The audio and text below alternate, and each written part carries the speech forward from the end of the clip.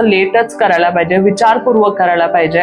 बघा ह्यांच्यासाठी ना सिंगिंग, डान्सिंग ह्या गोष्टी खूप जास्त आवडतात. म्हणजे कला क्षेत्रामध्ये खूप चांगलं करू शकतात किंवा इंटरेस्ट असू शकतो यांचा लहानपणापासून. भले ह्यांनी अभ्यास कुठल्याही गोष्टीचा केला, पण आपल्या जे कला आहे, आपल्या ज्या हॉबीज आहेत त्याला सोबत घेऊन चालणं ह्यांच्यासाठी खूप जास्त चांगलं म्हटलं जातं. ओके, म्हणजे चांगलं असतं ह्यांच्यासाठी बिकॉज त्यांना ना पॉवर भेटते, एनर्जी भेटते, ते खुश राहतात कुठेतरी. ओके, स्वतःला एक्सप्रेस करायचा साधन आहे त्यांच्यासाठी ते, है ना. त्यांना वा भेटणार, अरे वा किती छान.